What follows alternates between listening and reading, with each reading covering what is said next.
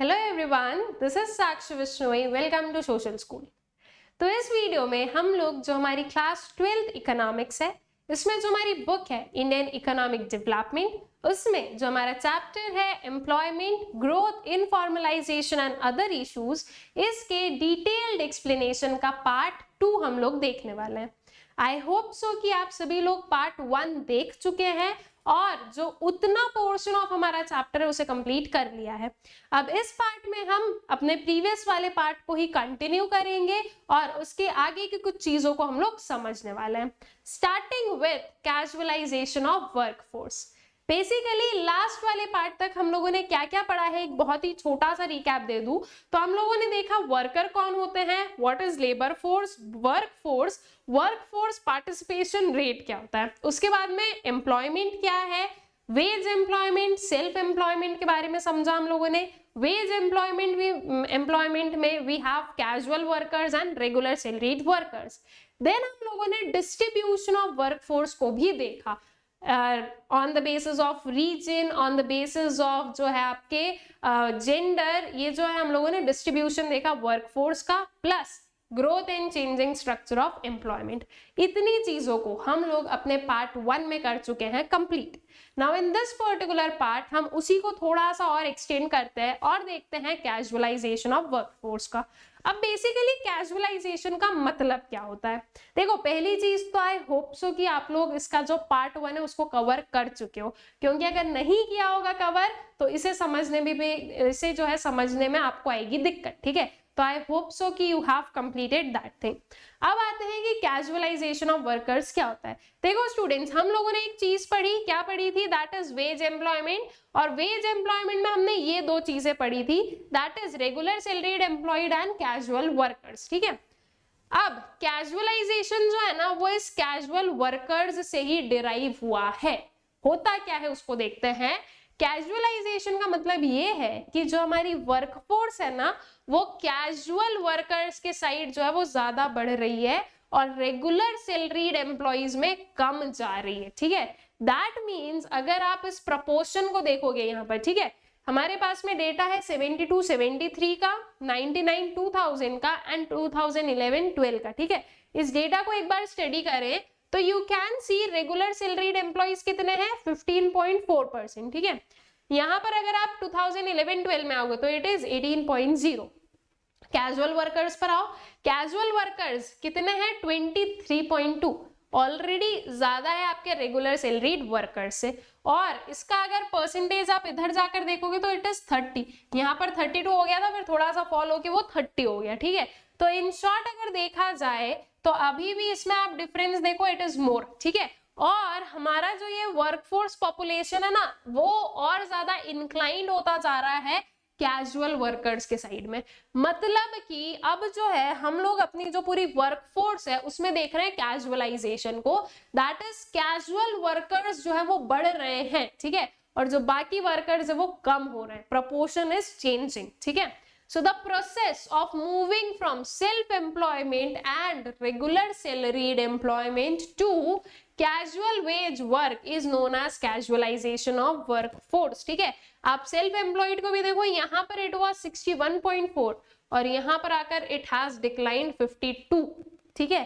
तो ये कम हो गया है, रेगुलर सैलरीड एम्प्लॉइज तो बढ़ा है लेकिन स्टिल इतना नहीं है, सबसे ज्यादा जो है यही चीज इंक्रीज हो रही है and hence we are saying that casualization of workforce हो रहा है।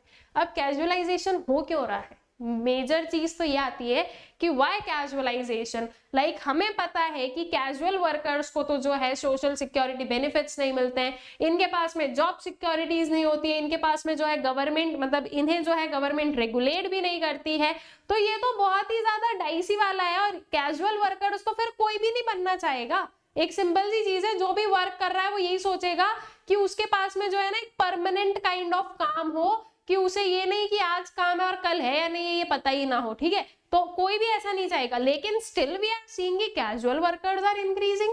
How come is this thing possible and what are the reasons that why casualization is going on, ठीक है, या टेकिंग प्लेस, ठीक है। कैजुअल वर्कर्स क्यों बढ़ रहे हैं, इसके पीछे का रीजन क्या है आखिर, ठीक है।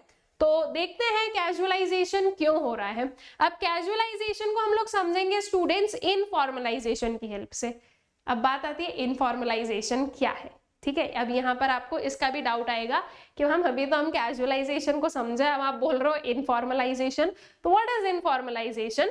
तो इनफॉर्मलाइजेशन को समझने के लिए यहाँ पर आओ। सबसे पहले दैट इज जो एम्प्लॉयमेंट स्ट्रक्चर है इंडिया का, वो हम जो है दो काइंड्स में, दो रिस्पेक्ट्स में पढ़ते हैं।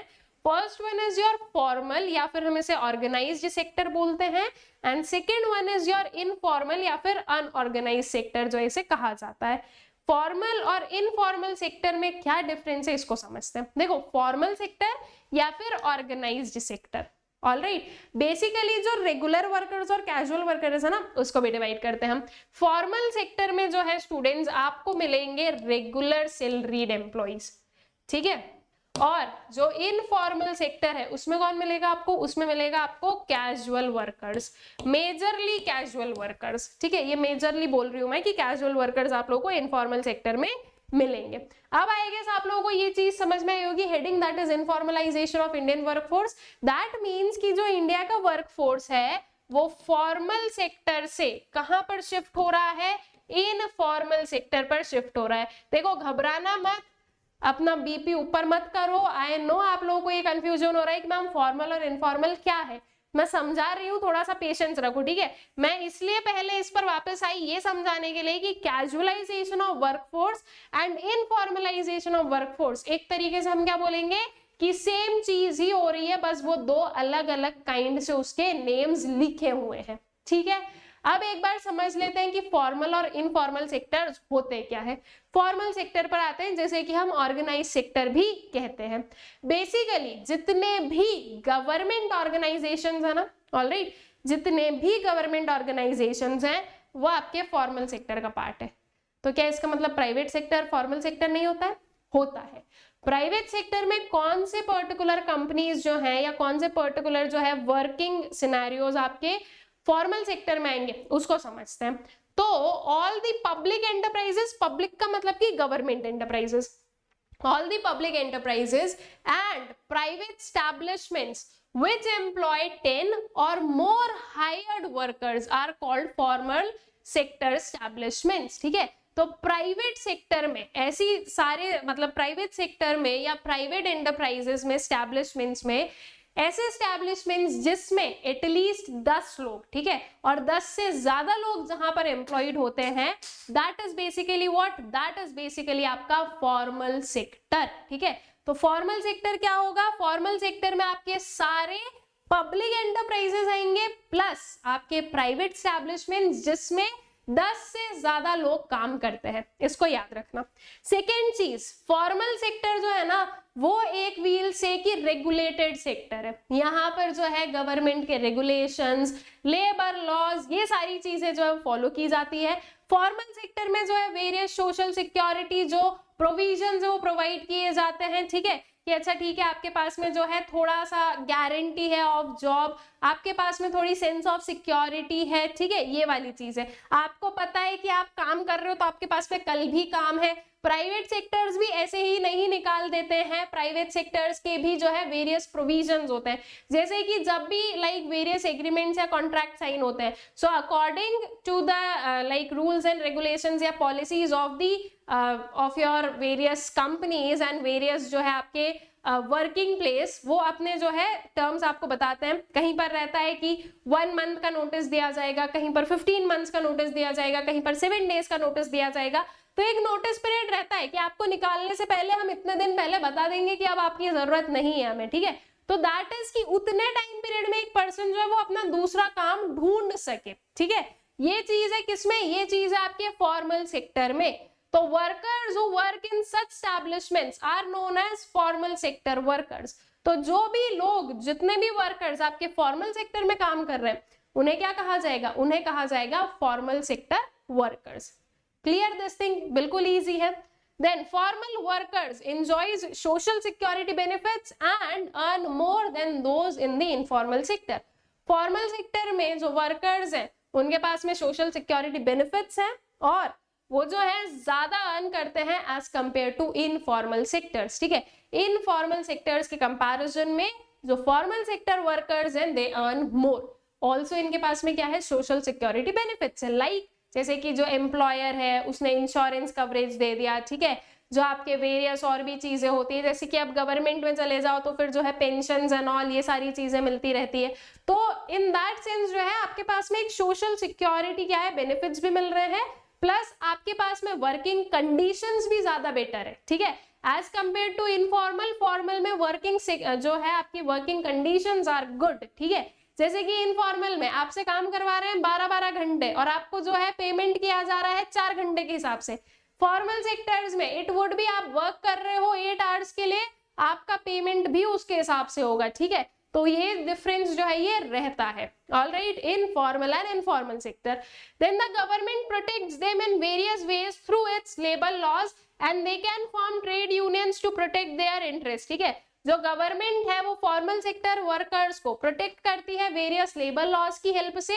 ऑल्सो ये लोग जो है ये अपने ट्रेड यूनियंस भी बना सकते हैं, ठीक है, खुद की आवाज जो है बनने के लिए या खुद के लिए कुछ करना उन्हें, तो they can like form trade unions जो कि बेसिकली लेबर के जो है बेनिफिट में या फिर वेलफेयर में जो है वर्क करेगी, ठीक है। However, the organized sector provides work to just 7% of the total workforce. Now we can see it is like approximately इसी के आसपास का जो है आपको जो है क्या मिलेगा, परसेंटेज मिलेगा। तो फॉर्मल सेक्टर इतना अच्छा सेक्टर है जहां पर we'll say कि हाँ सभी लोग काम करना चाहेंगे, वहां पर आप परसेंटेज ऑफ पॉपुलेशन देख लीजिए। यहां से हमें समझ में आ गया कि क्यों हम इनफॉर्मलाइजेशन की बात कर रहे हैं, ठीक है। इनफॉर्मलाइजेशन का मतलब क्या हो गया, अब फॉर्मल सेक्टर से जो है इनफॉर्मल सेक्टर में वर्कफोर्स इंक्रीज हो रही है, ठीक है, तो बाकी की कहां गई वर्कफोर्स, इनफॉर्मल में ही जाएगी, इनफॉर्मल में या फिर सेल्फ एम्प्लॉयमेंट में, ठीक है, that would be the thing. जहां पर वेज एम्प्लॉयमेंट होता है स्टूडेंट्स, वहां पर हमें फॉर्मल इनफॉर्मल की बात करनी होती है। सेल्फ एम्प्लॉयमेंट में बेसिकली फॉर्मल इनफॉर्मल नहीं आता है, ठीक है, तो जो है या तो आप सेल्फ एम्प्लॉयड या फिर जो है आपका क्या आ जाएगा, इनफॉर्मल सेक्टर में। नाउ एक बार जो है हम लोग इनफॉर्मल सेक्टर को भी समझेंगे, लेकिन उसके पहले देखते हैं कि what are the reasons for fall in employment in organised sector. Organised sector that is formal sector में वर्कफोर्स जो है वो फॉल क्यों हो रही है। जहां हम बोल रहे हैं कि फॉर्मल सेक्टर अच्छा है, फॉर्मल सेक्टर जो है वो ज्यादा बेटर है as compared to informal sector, फिर भी फॉर्मल सेक्टर में जो है ये क्यों चीज हमें देखने को मिल रही है, दैट इज जो है वर्कफोर्स फॉल क्यों हो रही है, उसके पीछे का क्या रीजन है, ठीक है। तो रीजंस को देखें, first one is privatisation and disinvestment. Basically क्या होता है ना, जब चीजें प्राइवेट हैंड्स में जाएगी तो प्राइवेट जो एस्टैब्लिशमेंट्स होते हैं वो लोग किस मोटिव से काम करते हैं, प्रॉफिट मोटिव से, ठीक है, उन्हें उनके प्रॉफिट से मतलब है, वो प्रॉफिट मोटिव से जो है काम कर रहे हैं। अब अल्टीमेटली क्या होता है ना स्टूडेंट्स, अगर आप जो है एक रेगुलर सैलरीड एम्प्लॉय को रखोगे तो उसके लिए जो है आपको खर्चे ज्यादा करने पड़ेंगे एज कंपेयर टू एक कोई कैजुअल वर्कर होगा, ठीक है। कैजुअल वर्कर का जो है ना एक्सप्लॉयटेशन अल्टीमेट लेवल पर होता है, फुल लेवल पर होता है, उससे काम बहुत करवाया जाता है और उसको पेमेंट कम किया जाता है, और काम कब करवा रहे हैं, जब जरूरत है। तो ऐसा भी नहीं कि अगर जो है लाइक मंथ के सिर्फ 10 दिन काम है तो हम पूरे मंथ की सैलरी दे, नहीं, कैजुअल वर्कर्स है ना, तो व्हाट विल बी डन कि 10 दिन उसको एम्प्लॉय किया, 10 दिन जो है उसको काम पर बुलाया और 10 दिन की उसको जो है पेमेंट कर दी, बाकी के 20 दिन का खर्चा बच गया है। तो अल्टीमेटली कॉस्ट कम होता है किसका, प्राइवेट सेक्टर का, इस चीज से। तो इसलिए प्राइवेटाइजेशन की वजह से जो फॉर्मल सेक्टर में एम्प्लॉयमेंट है दैट हैज डिक्लाइंड। पहली चीज, जब वो गवर्नमेंट के अंदर आ रहा था या कोई भी पर्टिकुलर एंटरप्राइज अगर गवर्नमेंट के अंदर आ रहा है तो उसके जो एम्प्लॉइज है वो भी क्या कहलाएंगे, वो फॉर्मल वर्कर्स कहलाएंगे। जब वो प्राइवेट एस्टैब्लिशमेंट बन गया तो प्राइवेट एस्टैब्लिशमेंट बनने के बाद में जो एक जिस भी पर्सन ने मान लो उसको जो है खरीदा होगा, अब for an example government enterprise था, तब तक मान लेते हैं कि उसमें कितने लोग काम कर रहे थे, तो उसमें काम कर रहे थे 30, ठीक है। लेकिन आफ्टर प्राइवेटाइजेशन क्या होगा, सबसे पहले तो ये 30 को हटाया जाएगा, 30 को हटाकर जितने की जरूरत है, 5-10 जितने की जरूरत है सिर्फ उतने लोगों को रखा जाएगा, बाकी को निकाल दिया जाएगा। तो ये हुआ क्या, कम। ठीक है, यहाँ से जो है लोग हो गए कम, अब उन्हें कहीं तो काम करना है, तो फिर वो ऐसी जगहों पर भी काम कर लेंगे जहां पर शायद जो है उन्हें उतनी अच्छी अपॉर्चुनिटीज ना मिल रही हो। क्योंकि देखो काम करना इंपॉर्टेंट बन जाता है, because if you will not work आप कुछ अर्न नहीं कर पाओगे, और अर्न नहीं कर पाओगे तो आगे की कुछ भी चीजें हो नहीं पाएगी। तो इसके लिए अर्न करना जो है ना वो बहुत ही ज्यादा क्या हो जाता है, इंपॉर्टेंट हो जाता है। तो इसीलिए फिर जो है ना लोगों को मजबूरी में जो है अपने जो उनका जो डिजायर्ड लेवल होता है और उनकी जो कैपेबिलिटीज होती है उसको सेक्रीफाइस करके उन्हें जो है किसी छोटे लेवल पर, या वी कैन से कि कोई जो है वी कैन से एक लो लेवल पर जो है उन्हें वर्क करना पड़ता है। ठीक है, तो ये पर्टिकुलर जो है आपका एक रीजन, मतलब पहला रीजन बन सकता है, that is privatisation and disinvestment की वजह से जो है फॉर्मल सेक्टर में पॉपुलेशन, या वी कैन से कि जो वर्कर है वो डिक्रीज हो रहा है, वो फॉल हो रहा है। Second one goes to existing industrial units are reducing excess labor in order to remain competitive। ठीक है, competitive कैसे रहेगी, सिंपल सी चीज है, ज्यादा लेबर तो ज्यादा कॉस्ट, जहां पर ज्यादा कॉस्ट होगा तो उस कॉस्ट को फुलफिल करने के लिए जो इंडस्ट्रीज है वो जो प्रोडक्ट्स बनाएगी उसका प्राइस हाई रखेगी। ठीक है, ताकि वो कॉस्ट कवर हो सके। ऑलराइट, अब वहीं अगर जो प्राइवेट इंडस्ट्रीज है उसने क्या किया, उसने जो है लोगों को कम कर दिया। ठीक है, अब मान लो 10 की जगह पर 5 ही लोग काम कर रहे हैं, तो उनका जो ये लेबर कॉस्ट है वो हाफ हो गया। अल्टीमेटली इसकी वजह से जो चीजों के प्राइसेस है वो भी कम किए जा सकते हैं थोड़े बहुत। ठीक है, तो इस केस में क्या होगा, कंपटीशन बढ़ेगा। तो इसके लिए जो वेरियस प्राइवेट इंडस्ट्रीज हैं वो क्या कर रही है, वो जो है लेबर कट की, मतलब कॉस्ट कटिंग के लिए जो है लेबर को कम कर रही है। ठीक है, जो वर्कर्स है उनकी पॉपुलेशन या वर्कर्स को जो है कम कर रही है। तो अल्टीमेटली अब लोगों को कहीं तो काम करना पड़ेगा, तो वो कहाँ जाएंगे, जहां मिल रहा है। और साथ ही साथ जब ये चीज कम हो रही है, ठीक है, वर्कर्स अगर कम हो रहे हैं, और अगर मान लो किसी इंडस्ट्री में 10 से कम वर्कर्स हो गए तो वो इनफॉर्मल सेक्टर में अपने आप आ जाएगा।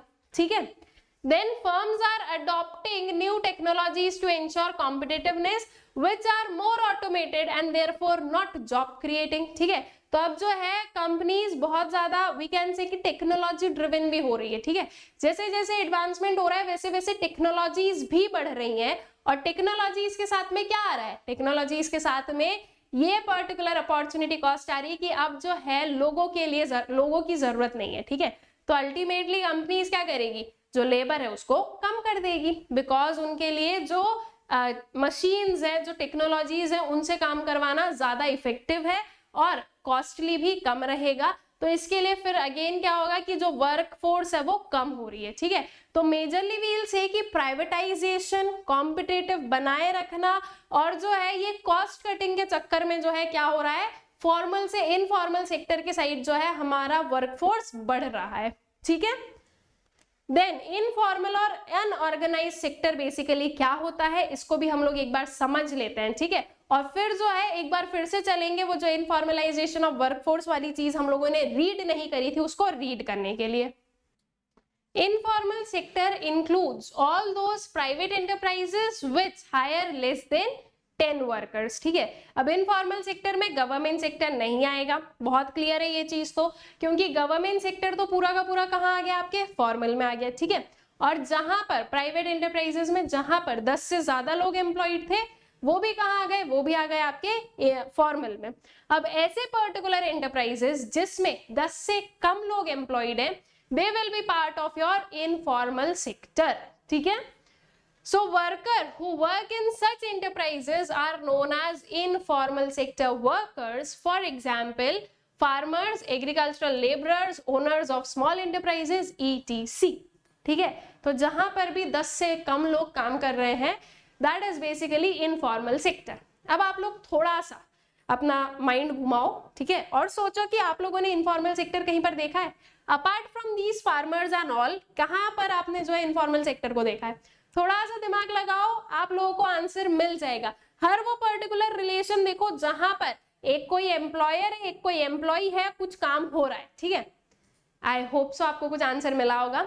Now let me tell you the answer कि मैं किस पर्टिकुलर आंसर को आप लोगों से डिमांड कर रही हूँ। दैट इज बेसिकली आप लोग घर से निकलते हो, मार्केट में जाते हो, यू सी वेरियस शॉप्स, वो सारी शॉप्स क्या है, इनफॉर्मल सेक्टर का एग्जाम्पल। उन शॉप्स में वर्कर्स हैं, कितने वर्कर्स हैं, कहीं पर 1, कहीं पर 2, कहीं पर 3, 4, 5, ठीक है, मेजॉरिटी इतने ही, इससे ज्यादा कितने वर्कर्स हैं एक शॉप में, ठीक है। तो ये क्या है, दिस इज इनफॉर्मल सेक्टर। वो शॉप वाले जो होते हैं, मतलब जो शॉप पर जो वर्कर्स होते हैं, वो काम कितना करते हैं, जब सीजन का टाइम होता है दे वर्क लाइक 10-12 आवर्स, ठीक है, बिल्कुल करते हैं।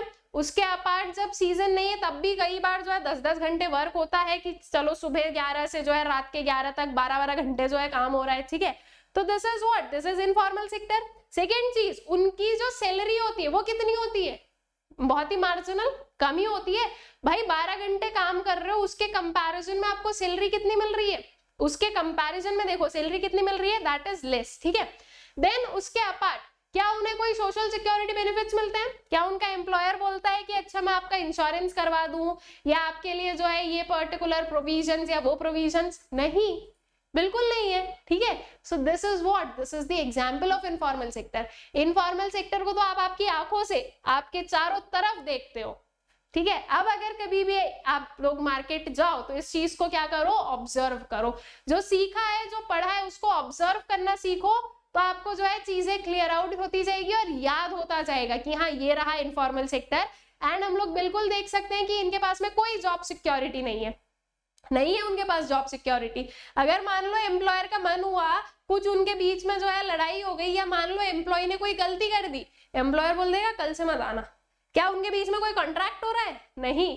क्या एम्प्लॉयर कोई एग्रीमेंट करता है कि अच्छा साइन कर दो इस पर, नहीं, ये तो बस हो गया, आ रहे हो काम पर करो और जाओ, ये वाली चीज है, right. So this is informal sector, ठीक है। It also includes all non-farm casual wage laborers who work for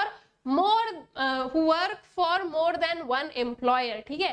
तो जो है वो सारे कैजुअल वेज लेबरर्स जो है ना वो आपके इनफॉर्मल में ही आते हैं, जो कि एक से ज्यादा एम्प्लॉयर के लिए वर्क कर रहे हैं, ठीक है। एक से ज्यादा एम्प्लॉयर के लिए वर्क करने का मतलब क्या है कि अच्छा कुछ दिन जो है जहां पर काम है वहां पर काम कर लिया, फिर उसके बाद में उधर काम खत्म हो गया तो और कहीं पर जाकर काम कर लिया, तो आप एक से ज्यादा लोगों के लिए काम कर रहे हो ना, this is informal sector, this is casual wage work labourers या कैजुअल वर्कर्स, ठीक है। So in India, over 90% employment is found in unorganized sector with small farms, household industries, shops and other self-employment units, ठीक है। जो self employment units है basically जैसे आप farming वगैरह भी देख लो, वहां पर जो है फार्मर क्या करते हैं, फार्मर भी मतलब जो बिग फार्मर्स होंगे वो एम्प्लॉय करते हैं लोगों को, कितने लोगों को एम्प्लॉय करेंगे, 2, 3, 4, बस इतना ही, ठीक है। और क्या उनके लिए कोई पर्क्स वर्क्स होते हैं, कोई इंसेंटिव्स होते हैं, कुछ नहीं होता है, ठीक है। और वो भी एक सीजनल वर्क है, जब जरूरत है तब काम करो, जब नहीं है तब मत करो, तो जब काम करोगे उस हिसाब से जो है आपको पेमेंट किया जाएगा, ठीक है। That is informal sector, alright.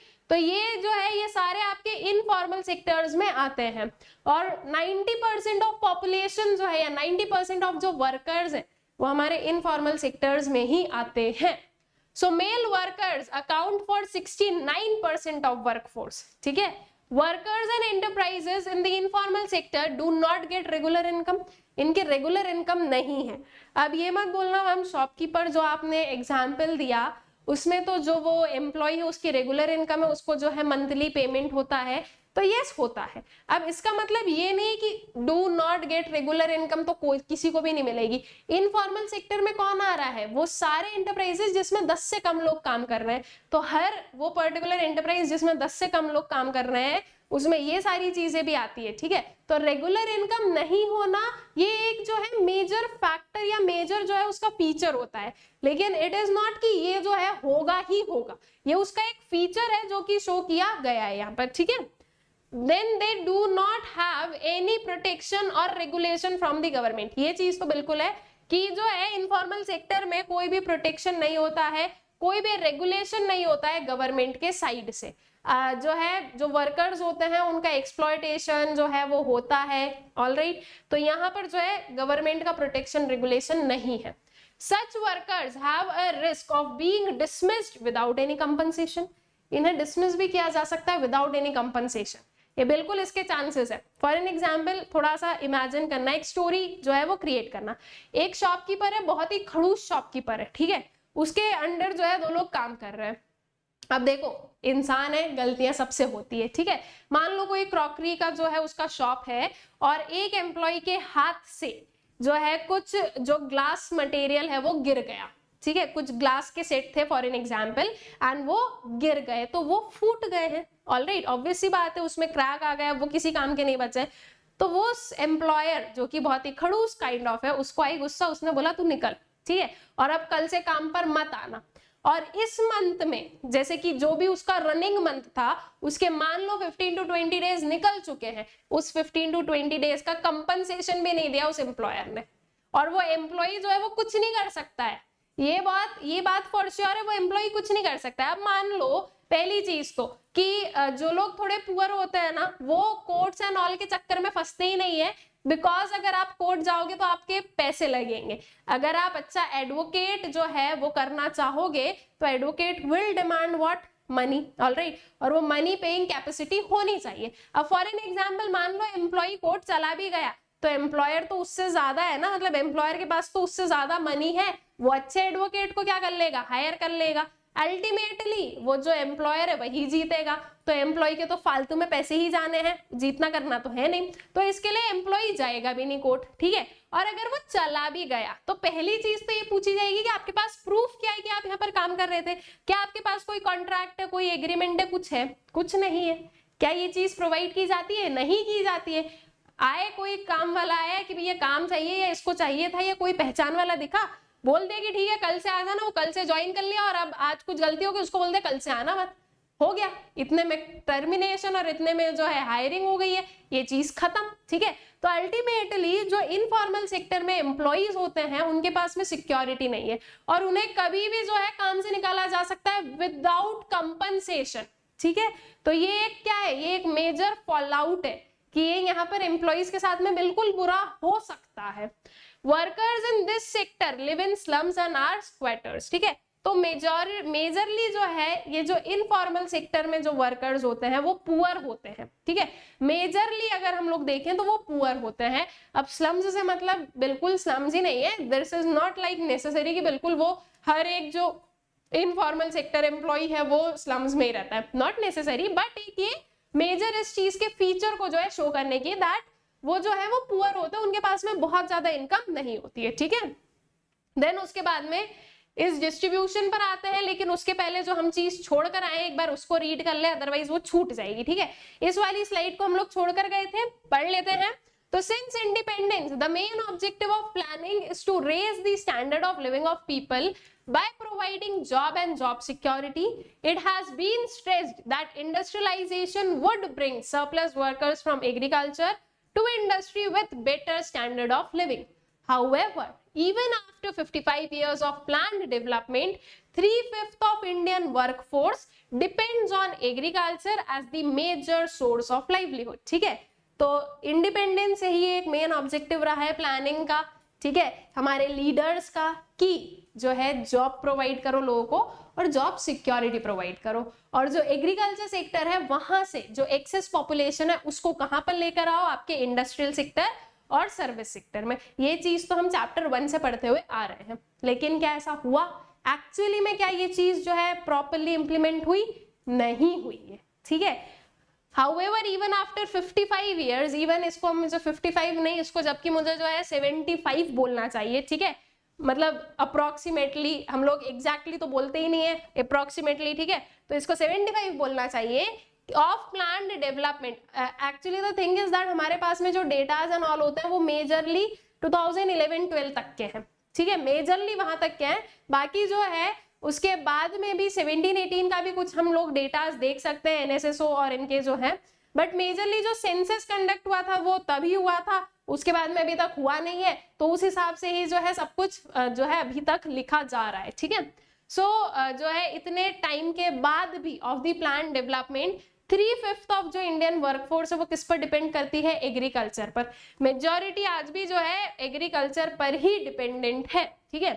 So over the years, the quality of employment has also deteriorated. Even after working for more than 10 to 20 years, some workers do not get maternity benefit, provident fund, gratuity and pension. ठीक है, also इसी के साथ साथ में जो employment की quality है वो भी डिटोरिएट हो गई है, ठीक है। लोगों को जो है इतना लंबा टाइम जो है काम करने के बाद भी कुछ नहीं मिलता है। मतलब पहले तो चलो ये होता था कि आप जो है कुछ एक सब्सटैंशियल ईयर्स वर्क कर लोगे, उसके बाद में थोड़े सीनियर्स वाली कैटेगरी में आ जाओगे and you will be termed as permanent, plus आपको वेरियस जो है पर्क्स इंसेंटिव्स दिए जाएंगे। लेकिन आज वो भी नहीं होता है, आप बस काम करते जाओ करते जाओ करते जाओ और रिटायर हो जाओगे, घर बैठ जाओगे, उसके बाद में भी जो है आपको कोई भी काइंड ऑफ सोशल सिक्योरिटी चीजें नहीं मिलती है, ठीक है। तो ये जो है ये मेजर फैक्टर बन चुका है आज के एम्प्लॉयमेंट की क्वालिटी का, ठीक है। So employees in private sector get a lower salary as compare to employees doing the same work in public sector. बिल्कुल सही बात है। आप पब्लिक और प्राइवेट में अगर कंपैरिजन करोगे तो पब्लिक सेक्टर में और प्राइवेट सेक्टर में अगर सेम काइंड ऑफ वर्क हो रहा है तो public sector will pay you more, ठीक है। ऑल्सो पब्लिक सेक्टर में आपके पास में उतना वर्क प्रेशर नहीं होगा जितना प्राइवेट सेक्टर में होगा, और जॉब सिक्योरिटी कहां पर होगी? पब्लिक सेक्टर में। प्राइवेट सेक्टर में आपको जॉब सिक्योरिटी नहीं मिलेगी, ठीक है। तो इसी का जो है बैकग्राउंड लेकर हमने ये सारी फॉर्मल इनफॉर्मल इन सारी चीजों को पढ़ा है, ठीक है।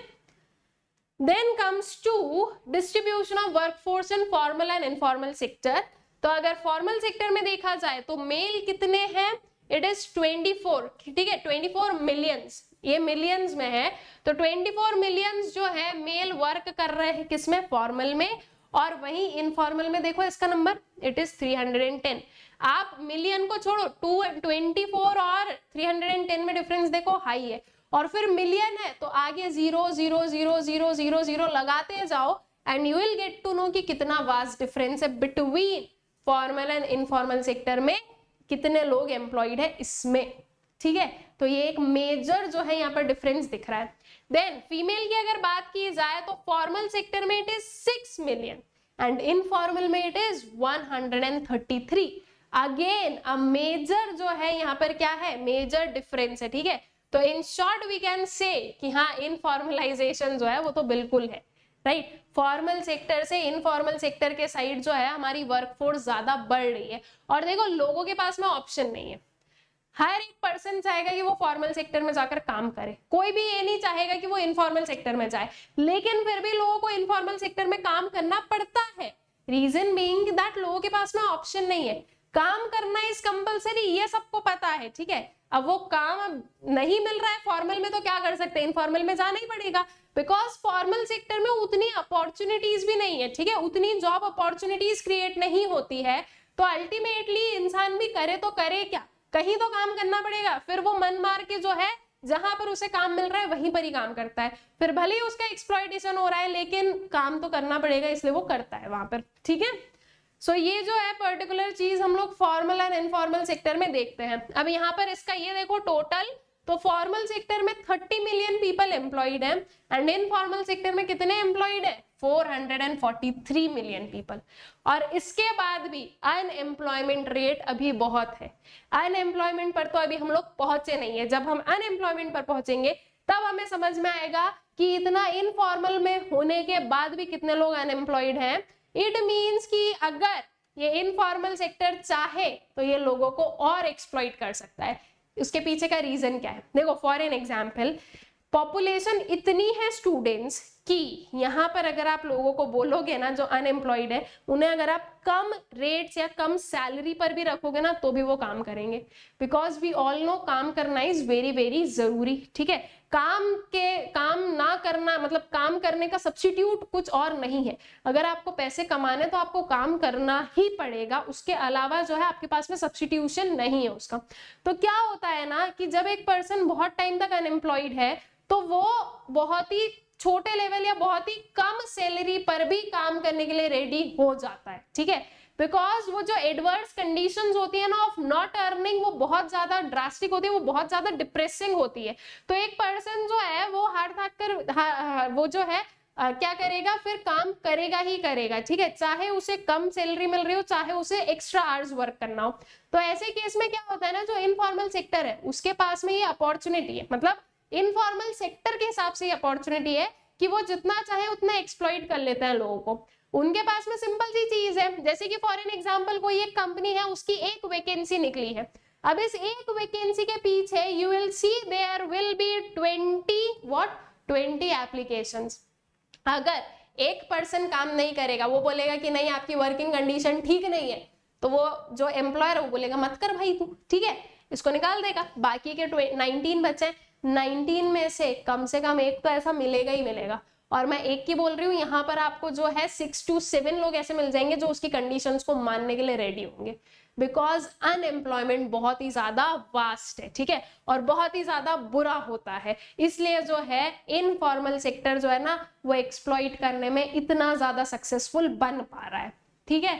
तो आई गेस कि हमें इसका जो है मतलब आप लोगों को जो है इसका जो बैकग्राउंड है वो समझ में आ रहा है कि अगर एम्प्लॉयमेंट अपॉर्चुनिटीज प्रॉपरली बढ़े तो ये जो सारी दिक्कत है ना ये भी कम हो सकती है, ठीक है। तो एम्प्लॉयमेंट अपॉर्चुनिटीज को बढ़ाना जरूरी है, और कहां पर बढ़ाना जरूरी है? फॉर्मल सेक्टर में। अदरवाइज इसके अपार्ट एक और सोल्यूशन हमारे पास में, वो क्या है? इनफॉर्मल सेक्टर में बढ़ रही है ना एम्प्लॉयमेंट, बढ़ाओ, कोई दिक्कत नहीं है, लेकिन इनफॉर्मल सेक्टर को रेगुलेट करो। अभी तक हमें क्या पता है कि गवर्नमेंट का एज सच बहुत ज्यादा रेगुलेशन नहीं है, तो गवर्नमेंट का रेगुलेशन इस पर बढ़ाओ। गवर्नमेंट को जो है इसको रेगुलेट करना चाहिए, पॉलिसीज बनानी चाहिए, ताकि जो लोग यहाँ पर काम कर रहे हैं, जो वर्कर्स हैं, उनका एक्सप्लॉयटेशन ना हो पाए, ठीक है। तो ये चीज जो है ये बिल्कुल हो सकती है, फिर इनफॉर्मल सेक्टर जो है वो भी अच्छे से वर्क कर पाएगा, मतलब वहां के जो लोग हैं उसमें जो वर्क करने वाले वर्कर्स हैं उनका भी जो है वेलफेयरमेंट हो पाएगा, ठीक है। Now raising the importance of informal sector, why is informal sector का इंपॉर्टेंस राइजिंग, ठीक है। So due to failure of formal sector in generating employment, India started paying attention to enterprises and workers in the informal sector, ठीक है। जो India है वो formal sector में इतना जो है एम्प्लॉयमेंट जनरेट नहीं हो पा रहा है, तो फिर क्या किया गया कि इनफॉर्मल सेक्टर जो है उसके साइड जो है अटेंशन ज्यादा ले जाया गया अपना। With the efforts of International Labour Organization, the Indian government has initiated the modernization of informal sector enterprises and provision of social security measures to informal sector workers, ठीक है। ये चीज आ गई। देखो ऐसा है कि गवर्नमेंट को दिखता सब कुछ है, और वो जहां तक हो सकता है ना ट्राई करती भी है कि चीजें सही चले।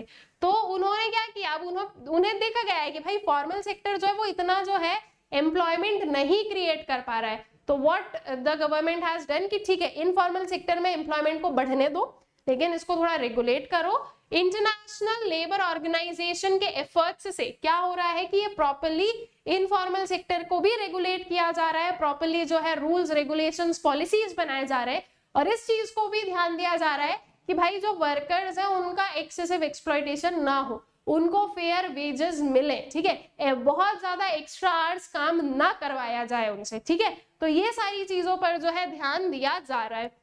So this is basically informalization of workforce, that is जो है आपका वर्कर्स कहां से जा रहे हैं, फॉर्मल से इनफॉर्मल सेक्टर्स के साइड जो है वो शिफ्ट हो रहे हैं, ठीक है।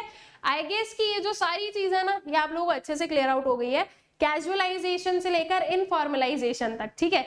फॉर्मल इनफॉर्मल सेक्टर क्या होता है, ये सब कुछ जो है आई होप सो कि आप लोगों को जो है ना थोड़ा क्लैरिटी से समझ में आ गया। नाउ यहाँ पर I would like to tell you कि जो हमारा चैप्टर है ये वाला employment growth informalization and other issues, इसे बेसिकली हम लोग दो पार्ट्स में पढ़ रहे हैं। दो पार्ट्स में इन द सेंस कि दो इसके बाइफरकेशंस होगा। एक तो होता है आपका एम्प्लॉयमेंट वाला पार्ट, ठीक है, कि एम्प्लॉयमेंट से रिलेटेड वेरियस चीजें हम लोगों ने देखी, तो एम्प्लॉयमेंट से रिलेटेड जितनी भी चीजें हैं वो सब कुछ हमने कर लिया कंप्लीट। आपका पार्ट 1 और ये वाला पार्ट, ठीक है, इन दोनों को मिलाकर एम्प्लॉयमेंट जो है ये हो जाता है हमारा कंप्लीट। अब इसका जो सेकेंड वाला बाइफरकेशन है दैट इज अनएम्प्लॉयमेंट, जो कि अगेन बहुत ही इंपॉर्टेंट चीज बनती है। तो अनएम्प्लॉयमेंट बेसिकली क्या होता है, और अनएम्प्लॉयमेंट से रिलेटेड जो वेरियस चीजें हैं, जो वेरियस इश्यूज हैं, जो वेरियस मेजर्स लिए गए हैं टू क्योर अनएम्प्लॉयमेंट, इन सबको जो है हम लोग अपने नेक्स्ट वाले पार्ट में देखेंगे। नाउ एक बहुत ही इंपॉर्टेंट इंफॉर्मेशन है आप लोगों के लिए, एंड वो ये है कि अनअकैडमी पर CUET के जो बैचेस है वो लॉन्च हो चुके हैं।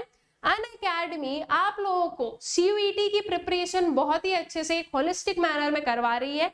आप क्या GT हो, that is general test, languages हो या डोमेन स्पेसिफिक सब्जेक्ट्स हो, सभी की जो क्लासेस है वो यहाँ पर स्टार्ट हो चुकी है।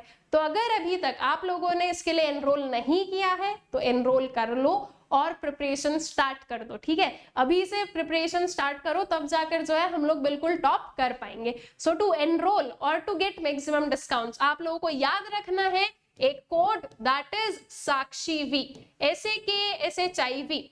इस कोड को यूज करो जिसके थ्रू आप लोगों को मैक्सिमम डिस्काउंट्स जो है वो मिल पाएंगे।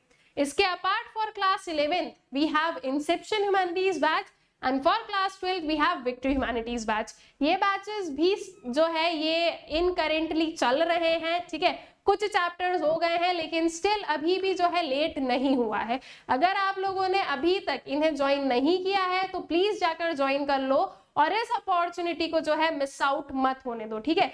इन बैचेस में आपके वेरियस जो ह्यूमैनिटीज के टीचर हैं वो आप लोगों को वेरियस आपके जो सब्जेक्ट्स हैं वो कवर करवा रहे हैं। So to enroll in to get maximum discount, code याद रखिएगा, दैट इज साक्षी वी। इसके अपार्ट अगर आप लोग अनअकैडमी से किसी भी कोर्स का सब्सक्रिप्शन लेते हो तो अगेन आप लोगों को कौन सा कोड यूज करना है, साक्षी वी, ठीक है। इसके अपार्ट जो हमारा टेलीग्राम चैनल है स्टूडेंट सोशल स्कूल, आप लोग इसे ज्वाइन कर सकते हैं, जहां पर आपको मैक्सिमम जो है पूरा सोशल स्कूल का जो भी डिटेल है वो यहाँ पर मिलती रहेगी, ठीक है। दैट इज कब कौन सा पर्टिकुलर जो है वीडियो आ रहा है, किस टाइम पर कौन से एजुकेटर का वीडियो आने वाला है, कौन सी क्लास लगेगी, ये सारी जो इंफॉर्मेशन है ये आपको ये जो टेलीग्राम चैनल है उससे मिल जाएगी। सो इस चैनल की जो लिंक है वो डिस्क्रिप्शन बॉक्स में गिवन है एंड जो वेरियस बैचेस हैं उनकी भी जो लिंक है वो डिस्क्रिप्शन बॉक्स में गिवन है। आई होप सो ये सारी चीजें आप लोगों को अच्छे से क्लियर आउट हो गई है। एंड जो हमारा मेजरली इस पर्टिकुलर पार्ट में हम लोगों ने जितनी भी चीजें पढ़ी है, आई होप सो ये भी आप लोगों को अच्छे से क्लियर आउट हो गई है। नाउ फ्रॉम पार्ट 3 हम लोग कौन सा टॉपिक स्टार्ट करेंगे, अनएम्प्लॉयमेंट को स्टार्ट करेंगे। एम्प्लॉयमेंट वाले पार्ट को हम लोग कर चुके हैं कंप्लीट। मिलते हैं पार्ट 3 में, till then tata bye bye.